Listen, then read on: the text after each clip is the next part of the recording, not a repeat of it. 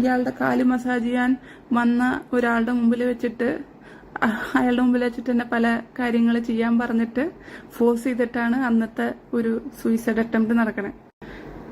ഇത്രയൊക്കെ കേട്ടിട്ട് ഒരു പെണ്ണിനെ അങ്ങനെയാണ് തോന്നണേന്നുള്ളത് ഭയങ്കര കഷ്ടം.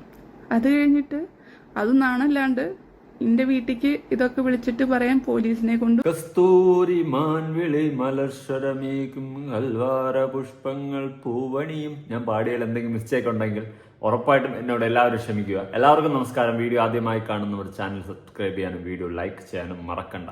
അപ്പൊ ആരാണ് ഈ കസ്തൂരി?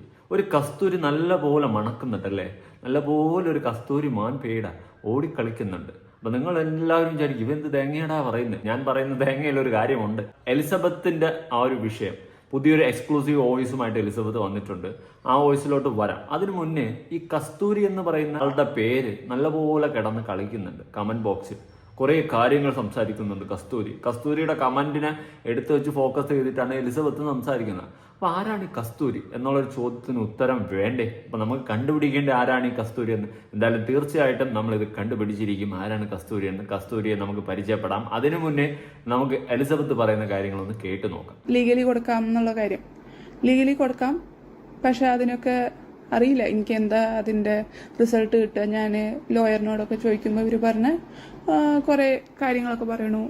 കേസിന് അത്ര സ്ട്രോങ് ഇല്ല, കണ്ടിന്യൂസ് ആയിട്ടുള്ള ത്രെറ്റ്സ് ഉണ്ടാവണം, അങ്ങനെ ഇങ്ങനെ ഇത് അത് എന്നൊക്കെ പറഞ്ഞ് തെളിവുകൾ നമ്മൾ പീഡിപ്പിക്കുമ്പോഴൊക്കെ നമ്മൾ ക്യാമറ വെച്ചിട്ടല്ലല്ലോ നമ്മൾ അത് ചെയ്യണത്. നമുക്ക് ആ സമയത്ത് പെട്ടെന്ന് അടി കിട്ടുന്നതാണല്ലോ. അതിനൊന്നും നമ്മൾ ക്യാമറ വെച്ചിട്ടല്ലോ നമ്മൾ അടി കിട്ടുന്നത്, ക്യാമറ ഫോക്കസിലല്ലോ എടുക്കണത്. അപ്പം അങ്ങനത്തെ തെളിവുകൾ ഇല്ല. അടി കിട്ടിയ ഞാൻ അപ്പോൾ കേസ് എടുക്കായിരുന്നു. ഞാൻ ആകെ ചെയ്തത് പാലാരിവട്ടം സ്റ്റേഷനിൽ ഞാൻ വിളിച്ച് പറഞ്ഞിട്ടുണ്ടായിരുന്നു. അവർ റിട്ടേൺ കംപ്ലൈന്റ് കൊടുക്കാൻ പറഞ്ഞപ്പോൾ ഞാൻ കൊടുത്തില്ല. അത് ഞാൻ ചെയ്തിട്ട് റിട്ടേൺ കംപ്ലൈന്റ് കൊടുക്കാണ്ട് ചെയ്യാൻ പറ്റില്ല എന്ന് പറഞ്ഞപ്പോൾ ഞാൻ അപ്പോൾ ഒരു സ്നേഹമാണോ ഇപ്പം നിങ്ങളിപ്പോൾ ലിവർ സ്റ്റോപ്പ് ചെയ്യാനൊക്കെ ഞാൻ പ്രാർത്ഥിക്കുന്നുണ്ടെന്ന് പറഞ്ഞാൽ ഓക്കെ, അതെന്താണാവോ അന്നെന്തോ കൊടുക്കാൻ തോന്നിയില്ല. ചിലപ്പോൾ അതും പേടിച്ചിട്ടായിരിക്കും കൊടുക്കാണ്ടിരുന്നുണ്ടാവാം. ഇവിടെ എലിസബത്ത് മാനസികമായിട്ട് മാത്രമല്ല ഈ വ്യക്തിയിൽ നിന്നും പീഡിപ്പിക്കപ്പെട്ടത്. മാനസികമായും ശാരീരികമായും എലിസബത്ത് നല്ലോണം പീഡിപ്പിക്കപ്പെട്ടിട്ടുണ്ട്. അതുകൊണ്ട് തന്നെ ആള് അത്യാവശ്യം മെന്റലിയും ഫിസിക്കലിയും വീക്കാണെന്നാണ് എനിക്ക് മനസ്സിലാക്കാൻ സാധിച്ചിട്ടുള്ളത്. അതുപോലെ ഇവരുടെ കൂടെ സപ്പോർട്ടിന് ആരുമില്ല.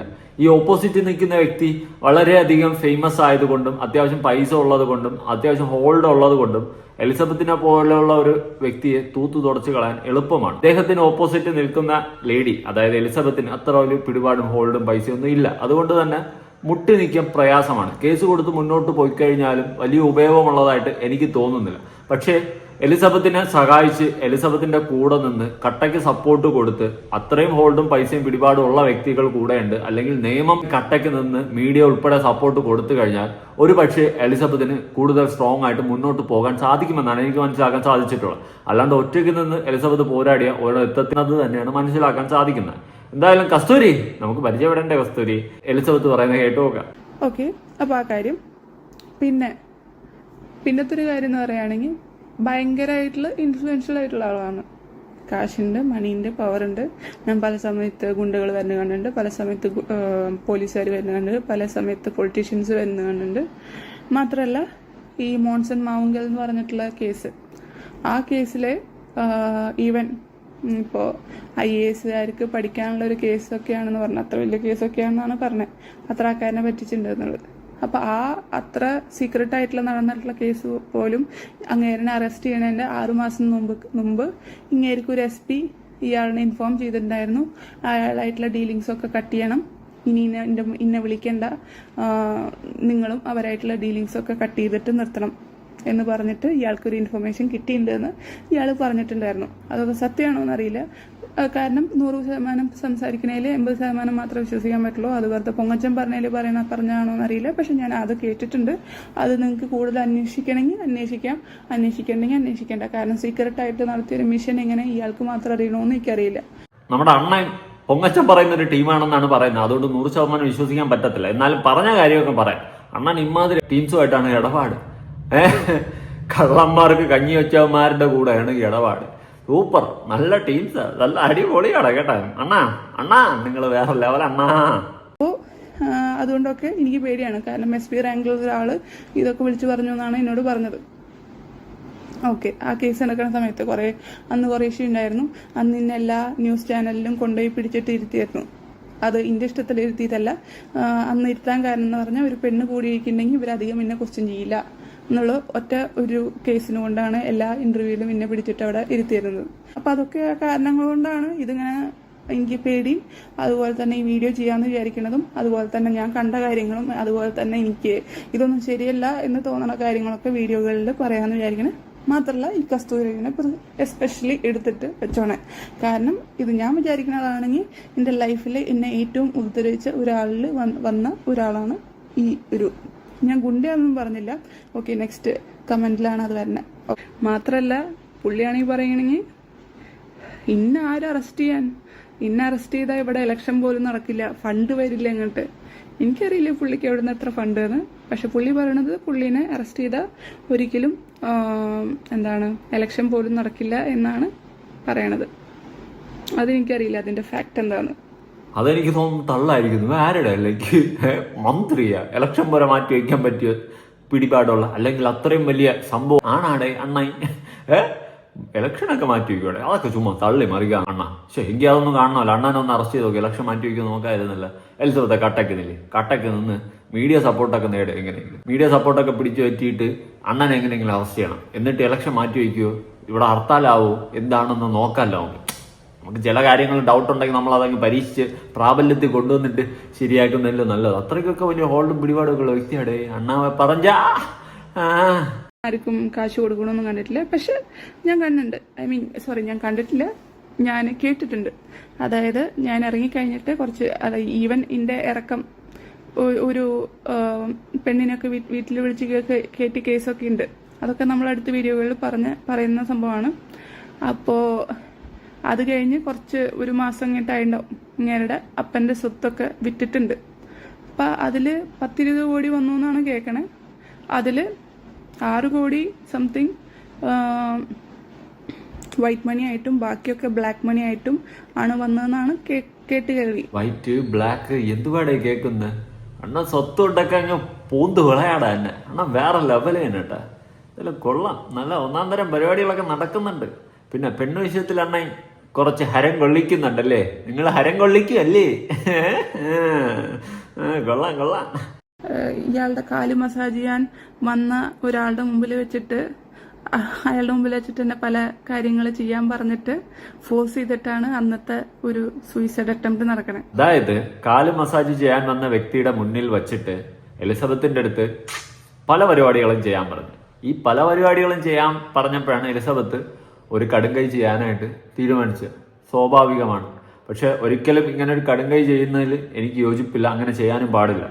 ഓക്കെ, എന്ത് വിഷമോ കാര്യങ്ങളോ ഉണ്ടെങ്കിലും അത് നമ്മൾ ഫേസ് ചെയ്ത് മുന്നോട്ട് പോകാൻ വേണ്ടി വേണം ശ്രമിക്കാൻ. അല്ലാണ്ട് നമ്മൾ ഒരു നിമിഷം കൊണ്ട് നമ്മുടെ ജീവിതം തുലച്ചു കളഞ്ഞു കഴിഞ്ഞാൽ പിന്നെ അവിടെ ഇല്ല, നമ്മൾ തീർന്നു. ഓക്കെ, നിങ്ങൾ അങ്ങനെ ചിന്തിക്കുമായിരിക്കും, ഇനി നമ്മൾ തീർന്നാൽ പിന്നെ നമ്മളിതൊന്നും അറിയണ്ടല്ലോ. അങ്ങനെയല്ല.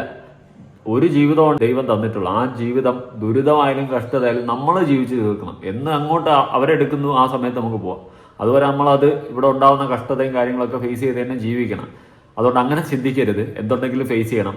അന്ന് ആ ഒരു കണക്ക് ചെയ്തിരുന്നെങ്കിൽ ഒരു പക്ഷേ എലിസബത്ത് തീർന്നേനെ, ബാക്കി ഇങ്ങനെ വീണ്ടും സൂചിച്ച് തടതേനെ. പക്ഷെ ഇന്ന് എലിസബത്ത് ഉള്ളത് കൊണ്ടാണ് ഇതെല്ലാം വിളിച്ചു പറയാൻ പറ്റുന്നതും എല്ലാം സംഭവിക്കുന്നത്. അതുകൊണ്ട് നമ്മൾ ആരും ഒരു കടുങ്കയും ജീവിതത്തിൽ ഒരിക്കലും ചെയ്യരുതെന്ന് ആണ് ഞാൻ പറയുന്നത്. ബാക്കി കേൾക്കാം. എന്നാൽ അണ്ണ മസാജ് ചെയ്യാൻ വന്ന ആളുടെ മുന്നിൽ വെച്ച് തന്നെ അണ്ണന് പരിപാടി നടത്തണം എന്ന് പറഞ്ഞാൽ അത് അത്ര വെടുപ്പുള്ള പരിപാടി അല്ലല്ലോ അണ്ണ. അണ്ണൻ കൊള്ളാം. അണ്ണൻ കാര്യം കൊള്ളിക്കുമല്ലേ? അത് ഞാൻ ആദ്യം തന്നെ ഇങ്ങേരുടെ അമ്മയോട് പറഞ്ഞു. അമ്മയോട് പറഞ്ഞപ്പോൾ ഇവര് ദേഷ്യത്തില് ഇങ്ങേര് ഫോൺ എടുത്തിട്ട് എൻ്റെ മുഖത്തേക്ക് എറിഞ്ഞു. ആ മുഖം ഒന്ന് ജസ്റ്റ് ഷിഫ്റ്റ് ചെയ്തപ്പോൾ അത് പോയി ബാക്കിലത്തെ ഷെൽഫിൽ കൊണ്ടു. ഷെൽഫ് ഗ്ലാസ് ആയിരുന്നു, ഗ്ലാസ് പൊട്ടി. ഇവൻ ആ ഗ്ലാസ് പൊട്ടിയിട്ട് എൻ്റെ കഴുത്തിലൊക്കെ വെള്ളം, ആ ഗ്ലാസ് പൊട്ടിയിട്ട് എൻ്റെ കണ്ണിലെ വെള്ളം. കാരണം എൻ്റെ മുഖത്തിന്റെ ഡയറക്ഷനിലാണ് എറിഞ്ഞത്. അപ്പോൾ അതൊന്നും മിസറി അല്ല. അപ്പൊ പറഞ്ഞ ഒരു ഇതുണ്ട്, അവൻ സിനിമ നടനല്ലേ എന്ന്. ഓഹോ, അപ്പൊ അമ്മാവാണ് ഫുൾ സപ്പോർട്ട് അല്ലേ?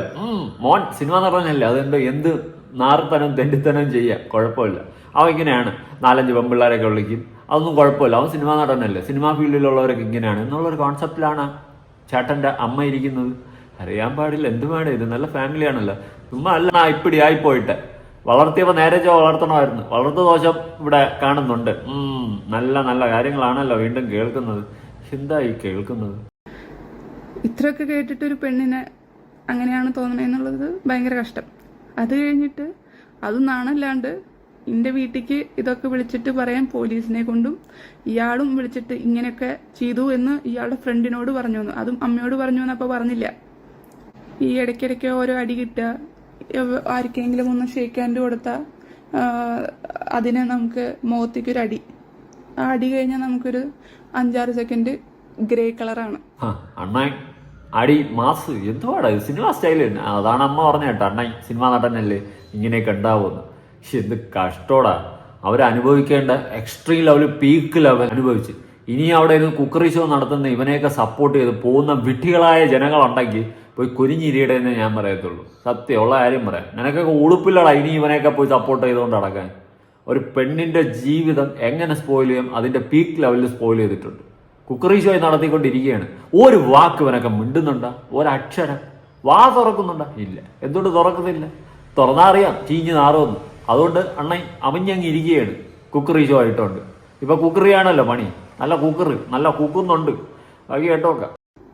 അപ്പൊ അതൊക്കെ നമ്മൾ തന്നെ ആയിരിക്കും തന്നെ കൈകൊണ്ടടിക്കണം. നമുക്ക് വട്ടാണല്ലോ, അതുകൊണ്ട് നമ്മൾ തന്നെ കൈകൊണ്ടടിച്ചിട്ട് ഉണ്ടാക്കണമായിരിക്കും. ആ ശരി. പുള്ളീനെ അപ്പൊ ഇത്രയ്ക്കും ഭ്രാന്തായിട്ടുള്ള ഒരാളിനെ ഇറക്കി വിട്ട ഒരാളിനെ വീണ്ടും അസുഖമായിട്ട് ഒരു രാത്രി 3 മണിക്ക് ചോര ഛർദിച്ചിട്ട് ഇന്നെ വീഡിയോ കോൾ വിളിക്കുക. നീ വന്നില്ലെങ്കിൽ ഞാൻ ഇവിടെ മരിക്കും, ഞാൻ ഈ ബാൻഡിങ്ങും എൻഡോസ്കോപ്പിയും ഒന്നും ചെയ്യില്ല, നീ വരണ വരെ ഞാൻ വെയിറ്റ് ചെയ്യും. ഞാൻ കുന്നംകുളത്താണ് ആ സമയത്ത്, പുള്ളി ഹോസ്പിറ്റലിലാണ്. അപ്പോൾ ഇതിന് ഇത്ര വട്ട് കേസും ഫ്രോഡ് കേസും അല്ലെങ്കിൽ എന്തൊക്കെയായിട്ടുള്ള ആൾക്കാരനെ അങ്ങോട്ട് വിളിക്കേണ്ട കാര്യം എന്താ? പക്ഷെ പിന്നെയുള്ള കാര്യം മനസ്സിലായി, പുള്ളി എല്ലാ പെണ്ണുങ്ങളെയും വിളിച്ചു നോക്കിയിട്ടുണ്ട്. അവസാനം അവരൊക്കെ പേടിച്ചു ഇഞ്ഞിപ്പെങ്ങാനും ചത്ത അവരുടെ തലയിലാ പോകുന്നത്. അപ്പോൾ പിന്നെ വിളിക്കാൻ പറ്റുന്നത് ഇങ്ങോട്ടാണല്ലോ, വീട്ടിലേക്ക് വിളിച്ചിട്ട് പിന്നെ ആരും വരില്ല, അത് വേറെ കേസ്. അപ്പോൾ പിന്നെ ഇന്നെ വിളിച്ചിട്ട് അവിടെ പണിക്കാരിയായിട്ട് നിർത്തി കുറച്ച് കാലത്തേക്ക്. അപ്പോൾ പണിക്കാരുടെ യൂസായിരുന്നു ഉണ്ടായിരുന്നത്. മിനിമം നിങ്ങൾക്ക് പണിക്കാരുടെ വേജെങ്കിലും തരായിരുന്നു, അതും ഇല്ല. ഫ്രീ കോസ്റ്റ് ഭാര്യ എന്ന് പറഞ്ഞാൽ പിന്നെ ഫ്രീ കോസ്റ്റുമാണ്. എല്ലാ തെണ്ടിത്തരം ചെയ്യാനും പറ്റും. പിന്നെന്താണ്, ഇടയ്ക്ക് ലീഗലി ചെയ്തിട്ടില്ല എന്ന് പറഞ്ഞിട്ട് ഇറക്കി വിടാനും പറ്റും. അതുപോലെ ഇതുപോലത്തെ കസ്തൂരി എന്ന് പറഞ്ഞിട്ടുള്ള ആൾക്കാരെ കൊണ്ട് തോന്നിവാസം പറയിപ്പിക്കാനും പറ്റും. എന്നിട്ട് പിന്നെ ചില മാലാകന്മാര് സ്വർഗത്തു നിന്ന് ഇറങ്ങി വരും. അതെ, കുക്കറി ഷോ ഒക്കെ നടത്തിയിരിക്കുന്നുണ്ട് സുഹൃത്തുക്കളെ. എന്തായാലും കസ്തൂരി തൂക്കി കസ്തൂരി അധികം ഇനി നീണ്ടു നിവർന്ന് നടക്കത്തില്ല. എന്തായാലും കസ്തൂരി അവിടെ നിൽക്കട്ടെ. അപ്പൊ അണ്ണ ഇത്രയൊക്കെ മാക്സിമം അവരെ ഉപദ്രവിച്ച് ഇനി അതിന്റെ പീക്ക് ലെവലിൽ അവരനുഭവിച്ച് മൊത്തത്തിൽ കഷ്ടപ്പാടാണ്. അണ്ണന് ഒരു ഭാര്യയല്ലേ ആയിരുന്നു ആവശ്യം, ഒരു അടിമയായിരുന്നു ആവശ്യം. അത് എന്തായാലും അണ്ണന് കിട്ടിയില്ല. ഇപ്പൊ കിട്ടിയെന്നാണ് എനിക്ക് തോന്നുന്നത്, അറിയാൻ പാടില്ല. എന്തായാലും വോട്ടവർ അണ്ണൻ മാക്സിമം എലിസബത്തിനെയൊക്കെ തൊലച്ച് നാറാണത്താക്കി അവരനുഭവിക്കേണ്ട പീക്ക് ലെവൽ അനുഭവിച്ച് തളർന്ന് തരിപ്പണമായാണ് അവരിയ്ക്കുന്നത്. ഇതിന്റെ പുറമെ അണ്ണൻ ചാരിറ്റി പരിപാടിയൊക്കെ ചെയ്യുന്നുണ്ട്. ചാരിറ്റീന്റെ തട്ടിപ്പിനെ കുറിച്ചിട്ടും കുറച്ച് കാര്യങ്ങൾ കേൾക്കുന്നുണ്ട്. വരും ദിവസങ്ങളിൽ അതും മുന്നോട്ട് വരുമെന്നാണ് അറിയാൻ സാധിക്കുന്നത്. എന്തായാലും അണ്ണൻ ഒരു മെഗാസ്റ്റാർ തന്നെ. മമ്മൂട്ടി അല്ല അവിടെ മെഗാസ്റ്റാർ ആയിട്ടിരിക്കേണ്ട, അണ്ണനായിരുന്നു. പക്ഷെ എന്തോ തട്ടിത്തെറിച്ച് പോയതാണ് മെഗാസ്റ്റാർ പട്ടം. കൊള്ളാം, ഇതൊക്കെയാണെന്ന് അറിയാം പരിപാടികൾ, കാര്യങ്ങളൊക്കെ കാണിച്ച് കൂട്ടുന്ന. എൻ്റെ ജീവിതത്തിൽ ഒരു പെണ്ണിനെ അടിക്കുന്നതോ ഒരു പെണ്ണിനെ ഉപദ്രവിക്കുന്നതോ ഒരു ആണിന് തൻ്റെ ഇടമായിട്ടോ അഭിമാനമായിട്ടോ തോന്നുന്നുണ്ടെങ്കിൽ നീയൊക്കെ വെറും ഫ്ലോപ്പാണെന്നേ ഞാൻ പറയത്തുള്ളൂ. ചങ്കൂറ്റം കാണിക്കേണ്ടത് പെണ്ണുങ്ങളോടല്ല കേട്ടോ, ആണുങ്ങളായ ഒരു വ്യക്തികളും ഏവനായാൽ കൂടി പെണ്ണുങ്ങളടുത്തല്ല ചങ്കൂറ്റം കാണിക്കേണ്ട. പെൺപിള്ളേർക്ക് ആൺപിള്ളേർ അടിച്ചിരിക്കാനുള്ള അത്രയ്ക്കുള്ള ശക്തിയൊന്നും ഇല്ല, ഓഫ് കോഴ്സ് ഇല്ല. പക്ഷേ ഈ ആണുങ്ങൾക്കൊരു വിചാരമുണ്ട്, നമ്മളെന്തോ വലിയ സംഭവമാണ്. സംഭവമാണെന്നുള്ളൊരു തോന്നല് കാണിക്കേണ്ട പെണ്ണുങ്ങളടുത്തല്ല കേട്ടാ. ആണും ആണും തമ്മിൽ വേണം കാണിക്കാൻ, അല്ലാതെ പെണ്ണുങ്ങളടുത്തല്ല ഈ ചങ്കൂറ്റം കാണിക്കേണ്ട. എന്തുവാ ഇത്? ഇങ്ങനത്തെ ഒരു ഫ്രോഡായിപ്പോയല്ലോ. നാട്ടുകാരെ പറ്റിച്ച് മുഞ്ചിച്ച് ജീവിക്കുന്നതിനൊക്കെ ഒരു പരിധിയുണ്ട്. കുക്കറി ഷോയും നടത്തി അവിടെ കയറി ഇരിക്കുകയാണ് ഒതുങ്ങി, ആരും അറിയാത്ത പോലെ. എന്തായാലും അണ്ണൻ്റെ ഒരു ചാരിറ്റി വിഷയം കുത്തിപ്പൊങ്ങി ചെറുതായിട്ട് തുടങ്ങിയിട്ടുണ്ട്. വേറെ ഒന്നുമല്ല, അണ്ണൻ വഴിയെ പോയി ഒരാളിനെ പിടിച്ചിട്ട് തൂത്തു ഉടച്ചൊക്കെ എടുത്ത് ഒരു ഷർട്ടൊക്കെ വാങ്ങിച്ചു കൊടുത്ത് അങ്ങ് ഇട്ട് കൊടുത്തു. അവസാനം അവർ വീഡിയോ ഒക്കെ റിമൂവ് ചെയ്യിപ്പിച്ച് കളഞ്ഞെന്നാണ് അറിയുന്നത്. നമുക്ക് കേട്ടോ വോയിസ്. ഈ ബാല എന്ന് പറയുന്ന പുള്ളി ഇപ്പൊ ഈ താമസിക്കുന്ന വൈക്കം ഭാഗത്താണ്. ഇതിന്റെ അടുത്ത് തന്നെ ഞങ്ങളുടെ തറവാടും കാര്യങ്ങളെല്ലാം വന്നേക്കണം. ഇത് ഒരാവശ്യമില്ലാണ്ട് എന്റെ അപ്പൂപ്പ എന്നൊക്കെ പറയുന്ന ആൾക്കാര് അവര് നാട്ടുപ്രദേശത്തുകാരാ. ഇവരെന്ന് പറയുന്ന ആൾക്കാര് ഈ തോർത്ത് മാത്രം ഇട്ടിട്ട് ഷർട്ട് ഒന്നുമില്ല, മുണ്ടും തോർത്തൊക്കെ ഇട്ടിട്ടായിരിക്കും പുറത്തുനിന്ന് ചായ കുടിക്കണേ മതിയണേ ഇതൊക്കെ. ഈ ബാല എന്ന് പറയുന്ന നടൻ ഇവിടെ വന്നതിന് ശേഷം ഓരോരുത്തരെയും വിളിച്ച് ക്യാമറയുടെ ഫ്രണ്ടിൽ നിർത്തി 10,000 വെച്ച് കൊടുക്കുന്ന ചാരിറ്റി ചെയ്യണ്ട്, ഇല്ലെന്ന് ഞങ്ങൾ ആരും പറയണം. പക്ഷെ ഒരു കാര്യമില്ലാണ്ട് ഞങ്ങളുടെ അപ്പൂപ്പൻ അവിടെ നിൽക്കണുണ്ടെങ്കിൽ ഞങ്ങളുടെ അപ്പൂപ്പൻ്റെ അടുത്ത് വന്ന് ചോദിച്ച് ഷർട്ട് ഇല്ലാണ്ട് നിൽക്കുന്ന ആളല്ലേ, അപ്പൊ പുള്ളിക്കാരൻ വിചാരിച്ചു ഒരു ഗതിയില്ലാത്ത കുടുംബക്കാരായിരിക്കും. അപ്പൊ ഈ ചാരിറ്റിയുടെ വീഡിയോയിൽ എന്റെ അപ്പൂപ്പനെ കൂടി പിടിച്ചു നിർത്തി അതിന്റെ പുള്ളിനെ ഞാൻ സഹായിക്കും എന്നൊക്കെ പറഞ്ഞ കാര്യം ചെയ്തു. ഇത് ഞങ്ങളുടെ പുറത്തുള്ള അബ്രോഡുള്ള ഞങ്ങളുടെ സിസ്റ്റേഴ്സ് ആണെങ്കിലും ശരി, കസിൻസ് ആണെങ്കിലും ശരി, എല്ലാവരും വീഡിയോ കണ്ടതിന് ശേഷം ഇത് അറിയണത്. അപ്പൂപ്പനും മനസ്സിലായിട്ടില്ല, 10-52 വയസ്സ് പ്രായമുള്ള ഒരാളല്ലേ. അപ്പൊ ഇത് ഞങ്ങൾ പുള്ളിന്റെ അടുത്ത് പറഞ്ഞ് ഇത് നിങ്ങൾ എന്തിനാണ് ഞങ്ങളുടെ അപ്പൂപ്പനെ വിളിച്ചിട്ട് ചാറ്റ് വീഡിയോ കാര്യങ്ങളൊക്കെ ചെയ്തെന്ന് വെച്ച് പുള്ളിന്റെ വീട്ടിലേക്ക് പോയി പുള്ളി ആ വീഡിയോ ഡിലീറ്റ് ചെയ്യുകയും ചെയ്യും. ഞങ്ങൾക്ക് ഇത് പുറത്ത് ആരോടും പറയാനോ ഇത് എക്സ്പോസ് ചെയ്യാനോ ഞങ്ങൾക്ക് താല്പര്യമില്ല. അതുകൊണ്ടാണ് ഞങ്ങൾ ആരോടും പറയാത്തത്. എന്തിനാ ഞങ്ങളുടെ അപ്പൂപ്പനെ ഇപ്പോൾ സ്വന്തമായിട്ട് സ്ഥലവും കാര്യങ്ങളും ഇതെല്ലാം നമുക്കുണ്ട്. പിന്നെ ഒരു ഷർട്ട് ഇടാണ്ട് പുറത്ത് വെക്കുമ്പോഴത്തേക്കും ഒരാളെ പ്രീജക്ട് ചെയ്തിട്ട് ഈ പുള്ളി ഇങ്ങനെയാണ് നമുക്ക് സഹായിക്കാന്ന് പറഞ്ഞാൽ അതൊക്കെ ഭയങ്കര ചീറ്റിംഗ് ആയിട്ടാണ് നമുക്ക് തോന്നുന്നത്. അണ്ണാ അവിടെയും പോയി മാസ് കാണിച്ചതാ ചാരിറ്റി. മൂഞ്ചിപ്പോയി, അത് എന്താ പറയാൻ പറ്റും, മൂഞ്ചിപ്പോയി. എന്തായാലും വീട്ടുകാരൊക്കെ ഇടപെട്ട് ആ വീഡിയോ റിമൂവ് ചെയ്യിപ്പിച്ചിട്ടുണ്ട്. ചാരിറ്റി ചെയ്യാൻ പോയതാ, ഒന്ന് സഹായിച്ചതാ. താങ്ക് അവസ്ഥ. എൻ്റെ പൊന്ന എലിസബത്തെ, നിങ്ങൾ നിയമപരമായിട്ട് മുന്നോട്ട് പോവുക, മീഡിയ സപ്പോർട്ട് നേടാൻ ശ്രമിക്കുക. നമ്മളെപ്പോലെയുള്ളവരെ നിങ്ങൾക്ക് ഇതുപോലെ പിന്തുണച്ചുകൊണ്ടിരിക്കും, സപ്പോർട്ട് ചെയ്തുകൊണ്ടിരിക്കും. പക്ഷേ നിങ്ങൾക്ക് കൂടുതലായിട്ട് ഒരു വൈഡ് ഓഡിയൻസിലോട്ട് എത്തണമെങ്കിൽ മീഡിയ സപ്പോർട്ട് മുഖ്യമാണ്. അതുകൊണ്ട് ദയവേത് മീഡിയയിൽ ഒരു ഇന്റർവ്യൂയോ കാര്യങ്ങളൊക്കെ കൊടുത്ത് അത്യാവശ്യം ജനശ്രദ്ധയിലേക്ക് ഈ ഒരു വിഷയം എത്താൻ വേണ്ടി ശ്രമിക്കുക.